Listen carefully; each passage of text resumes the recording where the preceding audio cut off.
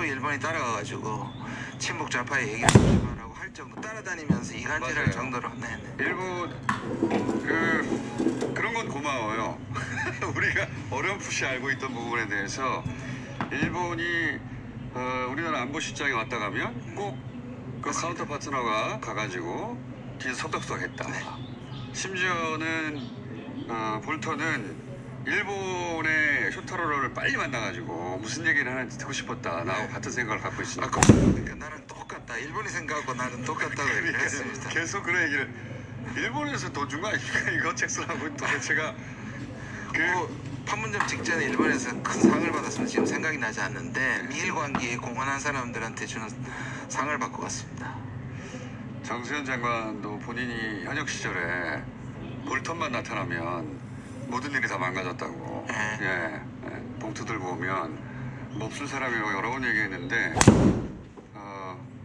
이거 뭐랄까요? 일종의 자백 같아요. 자백. 우리 입장에서 읽다 보면 일본이 다 했구만. 진짜로 방해 철저하게. 그리고 일본과 볼턴이 가깝다고 하더니 맞구만. 네. 그런 점에서 말씀하신 것처럼 몇 가지 통찰력을 주는 건 사실이에요. 물론 부산물이긴 하지만 자기가 의도하지 않았겠지만. 근데 문제는 지금 미국 내부에서 나오는 워싱턴 포스트나 뉴욕 타임즈에서 나오는 평이 별로 좋지는 않습니다. 그러니까요. 예. 네. 거기서 얘기하는 작곡이라는 거죠, 한마디로. 일단 비겁하다. 왜냐하면 자기가 정말 그랬다면 몰랐느냐. 네. 중간에 관두고 나와서 휘슬블로우라 그럽니다. 내부 공개를 발설하는 사람인데 내부 고발자인데 그게 아니라 잘리고 나서 얘기를 했는 거고. 탄핵 때 그렇죠. 진작 얘기해야지 그랬냐. 왜 책장사 지금 맞습니다. 하냐. 바로 그런 부분이고 코엔이나 코엔 변호사도 그때 결정적으로 이 사람의 신뢰를 못 얻던 게 뭐냐면 공화당 위원 중에 당신 수십 년 못 이제 알았냐고. 그때 얘기해야 당신 말이 진실성이다. 지금 똑같은 얘기를 하고 있는 거예요. 그래서 민주당이든 공화당이든 이 책에 대해서 자기들이 민주당은 써먹을 부분이 있음에도 불구하고 아무도 안 좋아한다. 그렇죠. 딱 그렇게 생겼지 않습니까? 지금 책 내용도 보면 생긴 거는 그래도 왜 얼굴 말고 제페토 늘 제가 얼굴 말고 그리고 자기 메모를 기반으로 했다는데 메모라는 게 앞뒤 맥락 자르고 자기가 원하는 부분을 기록할 수도 있고 각색과 편집이 동원될 수밖에 없는데 그걸 감안하고 읽어도 일본을 끊임없이 해방을 했구나. 우리가 북한과 관계를 풀어보겠다는데 일본이 끊임없이 들어오겠어요. 그리고 문 대통령이 정말 애쓰셨구나. 순간순간에. 문 대통령 안 걸릴 뻔했겠다. 근데 아니 뭐 계속 거기 끼기 위해서 노력했다는 게 굉장히 조롱 섞인 얘기를 하는데 그걸 내부에서 우리 비판자들도 그 얘기를 하는데 만약에 우리 땅에서 국경을 넘나드는데 거기에 완전히 참여를 안 하고 뒤에 있었다면 그게 훨씬 더 큰 문제죠. 그건 반기죠 책임에. 그럼요. 이게 지금 우리 보수가 트럼프 대통령이 판문점 3자회담 할 때 트럼프 대통령이 오지 말라고 그랬는데 굳이 갔다고 뭐 그런 식으로 비판하고 볼턴도 그 말을 하고 있는데 아니 우리 땅을 거쳐서 판문점 가는데 그러면 청와대 가만히 있습니까? 그게 더 훨씬 더 책임 방기라고 생각합니다. 말도 안 되는 거지. 그 한반도 운전자 역할을 충실히 했다는 게 드러나요. 그렇죠. 거꾸로. 근데 그거를 고생하며 정말 고생한 거죠. 정말 고생하며 예를 들어서 그런 얘기도 있지 않습니까? 볼턴이 그런 표현을 했던데 북미회담이라는 게 문 대통령의 창조물이다. 한국은 김정은 위원장이 먼저 나서가지고 트럼프 대통령 만나자고 제안한 것처럼 이야기했는데 알고 보면 한국이 김정은 위원장을 끌어들이고 트럼프 대통령을 끌어들인 거다. 뭐 그런 식으로 표현했어요. 잘한 거 아닙니까? 그게 크리에이션이라고 그랬어요. 그러니까 문스 크리에이션이라고 하는 거는 굉장히 자기는 욕하고 싶은데 사실 그거는 칭찬이죠. 얼마나 어려운 상황에서 그걸 만들어낸 거지 않습니까? 그러니까 트럼프 대통령을 아마 이제 비판의 포인트는 한국이 만든 판에 트럼프 대통령이 끌려들어갔다는데요. 라고 얘기하는 비판인데 우리 입장에서는 정말 어려운 걸 만들어냈다는 거 아닙니까? 그 여러 군데 나오지 않습니까? 일단 공격하고 전쟁을 일으키려는 위험을 사실상 그런 위험 속에서 평화 프로세스로 사실 끌어들인 거니까. 그런데 전쟁광인 볼턴의 눈에는 평화 쪽으로 끌려 들어가는 거죠. 자기는 전쟁을 원하는 거니까. 그래서 미국과 북한이 평화, 그러니까 이 사람 말로는 가짜 평화로 들어가는 그런 그 창조물에 끌려 들어갔다. 잘한 거죠. 그렇죠. 굉장히 잘한 거죠. 그걸 자기가 근데 막으려고 열심히 노력했다. 전 폭격해야 된다고 열심히 설득했다. 그런 내용이에요. 예. 대통령은 그 가운데서 북한과 미국이 만나도록 하려고 굉장히 노력했고, 그 다음에 이제 문 대통령이 판문점 3자회담에 등장한 건 사진 찍으려고 하는 거다. 그런 식으로 폄하하는 거죠. 아니 우리나라 대통령이 지금 두 정상이 만나는데 사진 찍고 안 찍고가 중요합니까? 근데 이 사람 눈에 그렇게 보이는 거죠. 그래서 두 가지를 말씀드렸는데, 하나는 좀 부정적인 측면이 뭐냐면, 이렇게 되면 자꾸 트럼프 대통령도 자기가 비밀리에 회담했는 걸 자꾸 밖에서 얘기를 하는 거고, 이런 게 얘기가 나오면 허심탄회하게 뭔가 양보하면서 끌어내는 그런 것들을 밖에 나가서 얘기할까봐, 그러니까 실질적으로 비밀 회담도 공개 회담처럼 진심이 안 나올 가능성이 있다는 게 굉장히 안타깝고요. 뭐 예전에 역사적인 얄타회담이 포츠회담 뭐 이런 게 다 금방 됐겠습니까? 뒤에서 온갖 얘기 하다가 된 거지. 그리고 뭐 주면서 받은 애 제가 나한테 굴복해서 뭘 주려고만 했다는 얘기만 밖에 나가서 할 가능성이 많죠. 그게 볼턴이 미친 가장 큰 나쁜 영향이죠. 나쁜 영향이고. 근데 지금 상황과 남북 상황이 비추면 좀 좋은 점은, 오히려 김정은 위원장이 이거를 보면 이게 얼마나 미국 쪽에서 제대로 안 들었는가를 확실히 북한이 좀 화가 조금 풀렸을 거라는 생각이 조금 들어요. 그런 면도 있는 것 같습니다. 그러니까 이렇게 어려운 걸 만들어내긴 했는 게 맞네. 예. 한반도 운전자로 인해서 비아냥을 많이 했는데, 우리 보수 지역에서도 볼턴의 시각에서 봐도 고생해서 거기까지 만들어냈구나. 또 그런 생각도 들지 않으십니까? 보다 보면 미국한테 맡겨서 해결될 일이 아닌 것 같다. 전 그런 생각도. 그러니까요. 그때 대통령이 그 말씀을 4.27 판문점 회의 직전에 제가 청와대에 가서 그 자문회의를 할 때 이런 말씀을 하시더라고요. 한반도 문제는 끄긴 한데 90년대 이후로 대문을 딱 지키고 있는 것이 핵 문제다. 그거는 북미 문제니까 북미 문제를 어떻게든 해결해서 그 산을 넘으면 우리가 주도할 수 있다. 처음에는 이 구도를 딱 짜신 거예요. 근데 이게 안 되니까 최근에 말씀하시는 것들이 남북이 가자. 우리가 할 수 있는 일을 하겠다. 견인하겠다고 말씀을 하셨는데, 지금 북쪽에서 사실상 이게 그렇게 되는 상황이 좀 서로 타이밍이 안 맞은 거죠, 지금. 예, 여러 가지 때문에. 근데 한편으로는 저는 그 대북 전단 보면서 그런 생각도 합니다. 미사일 쏘는 게 아니잖아. 조기 뿌리는 말입니까? 예. 뭐 저는 그렇게까지 과장하고 싶지는 않은데, 오히려 북한이 얘기했던 부분에서 삐라로 나오는 게 오히려 그 수위나 큰 무력 충돌이 아니어서, 오히려 지금 말씀하신 것처럼 그렇게까지 악화되지는 않겠구나 하는 부분에서 북한이 대응한다는 게 연평도에 포 쏘는 게 아니라 우리도 그럼 삐라 뿌린다 이런 거 아니에요. 그게 뭐 아무 일도 아니라는 의미가 아니라 이건 관리 가능하다. 서로 확성기 서로 관리 가능하다. 이 정도의 긴장이라면. 그래서 반전의 기회는 오래 남아 있다고 저는. 좀 뭐 당분간은 뭐 냉각기를 보시고요. 그다음에 뭐 여러 가지 의도가 있겠지만, 일단 삐라에 대한 문제로 포커스를 맞추니까 사실은 우리도 삐라를 보내지 말아야 하고, 북한도 사실 멈춰야 되는데, 그런 부분에서 저는 시간이 조금 필요하다고 생각해요. 한 가지만 더 덧붙이자면, 왜냐면 또 못 씻거든요. 이거 다 읽고 나서 또 못 씻는데 전 중간까지밖에 못 읽어가지고. 근데 그런 생각도 듭니다. 북한은 이제 김정은 위원장에 대한 모독 때문에 그러는 건 사실이고, 탈북단체에 보낸 뼈가 때문에.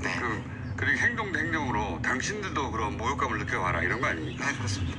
근데 문 대통령에 대한 어떤 사진 이런 거 뭐 이렇게 있던데, 우리나라에서는 그게 너무 흔해가지고, 그걸로는 안 되는데, 그렇게 해서는 제 말은 안 통하는 사회가 됐죠. 그러니까 필요로 안 통하는 사회가 됐기 때문에 북한한테도 이제 적당히 그만하자 얘기를 하고 싶습니다. 근데 이제 행동도 행동이라 거기까지 하려고 할 것 같아요. 나와 있는 네 가지는 아마 다 할 겁니다. 하는데 문제는 그걸 더 발전시키거나 또 그것이 도화선이 돼서 무력 충돌로 가지 않게 관리하는 것이 매우 중요하다고 관리 생각합니다. 가능한 정도의 아직은 긴장이라고 저도 생각이 들고. 그리고 폭발을 했기 때문에 금강산하고 개성 쪽에 들어오는 것도 폭파보다는 이제 임시 막사나 있는 시설을 파괴하기보다는 그거를 임시 군사 시설로 이용하는 정도, 그런 거 수준일 것 같습니다.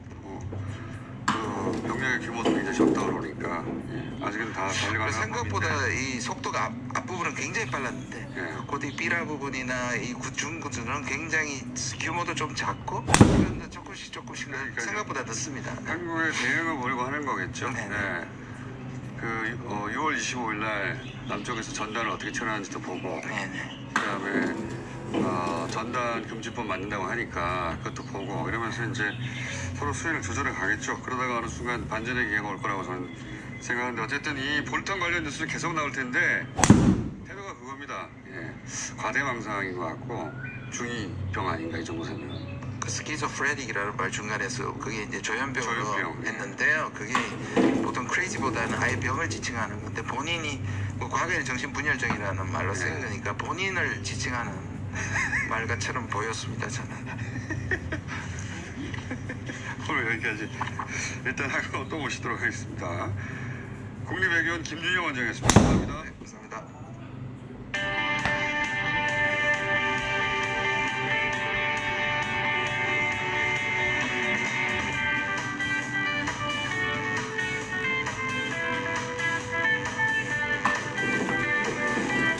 자, 국회 원구성이 얼마 남지 않은 것 같아서 저희가 원구성 되면 앞으로 민주당과 통합당 매치를 여러 개, 여러 커플로 구성해 보려고 하는데 오늘은 그 구상안 중에 한 커플이었는데 정청래 의원 플러스 몇 분의 의원이 있었습니다. 있었는데 정청래 의원이라는 얘기를 듣고 다들 거절해가지고 정청래 의원이 혼자만 나왔습니다. 일단 정청래 의원이 나오셨습니다. 네, 단독 출연 정청래입니다. 원래 이게 이제 테스트, 테스트로 저희가 여러 조합을 지금 구상하고 있거든요. 그 중에 한 조합이었는데 의원님이 나오니까 다들 싫어하더라고요. 저도 이렇게 거절당할 줄 몰랐습니다. 아니, 시간은 잡아놨는데 다 거절해가지고 이분 저분 다 거절했다면서요. 누군지는 말씀드릴 수가 없고 정청래 의원이요? 원래 나오신다고 하다가 그거 곤란한데 그렇게 해서 좀처럼 당황하지 않는 저도 무척 당황스럽습니다. 자, 그래서 오늘은 할 수 없이 반쪽으로 진행하고 다음에는 정청래 의원을 마다하지 않는 조합으로 다 거절하면 정청래 의원님은 사라집니다. 혼자 하면 안 될까요?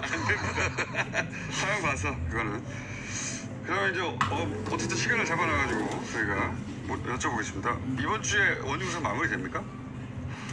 지금 주호영 원내대표가 집거 중이라잖아요. 절에 가셨어요.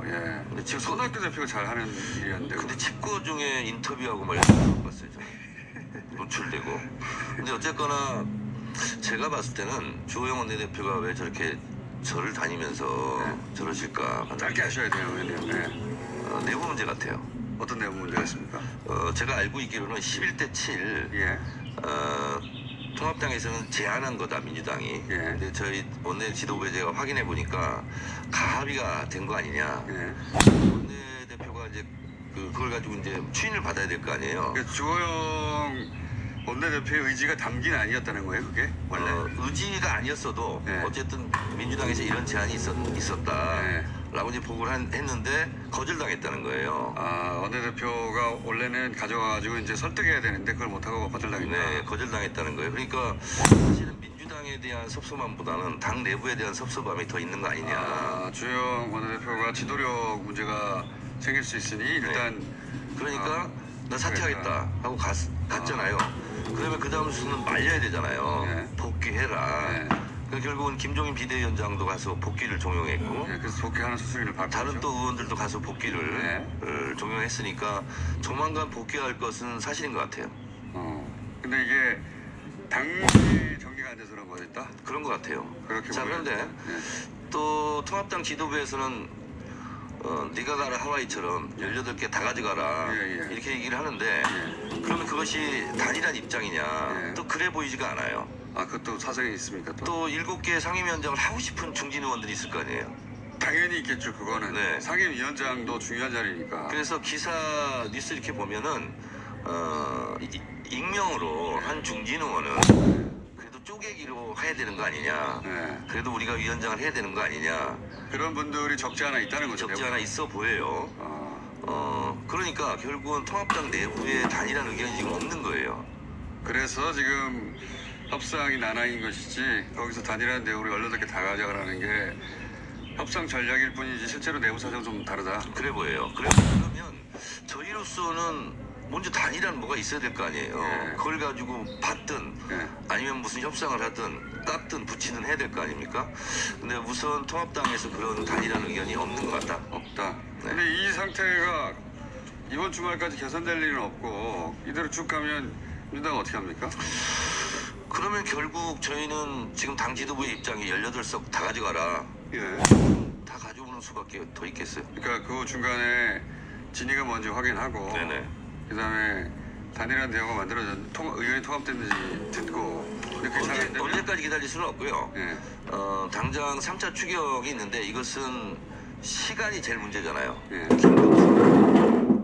그래서 잘못하면 병문안 가려다가 종문 가는 수가 있거든요. 이것은 진짜 시간이 급한 거거든요. 화급을 다투는 문제이기 때문에 추경 관련 상임위를 저희가 다시 또 단독으로 할 수도 있죠. 아 그것만 따로. 네. 18개 다는 아니더라도. 네네. 예를 들어 예결위는 원래는 저쪽에 양보하는 아니었는데 예결위만 그냥 가져와서 통과시켜 버린다. 어쩔 수 없죠. 어쩔 수 없이. 네네. 18개 다 아니더라도 뭐 여러 가지 방안이 있다는 거죠. 청래 아닙니다. 하지만 지도부는 아니기 때문에. 청년안은 잘 모르겠고 청래 아닙니다. 우선 그거라도 해야 된다. 그래서 그거라도 네. 이번 금요일까지 해야 되는 겁니까? 하려면. 바로 해야 됩니다. 그죠? 네. 그래야 이번 달 안에 추경을 하든 말든 할 건데 18개 상임위원을 그 상임위원장직을 다 가져가냐 아니냐 그거만 있는 게 아니군요 지금 현재.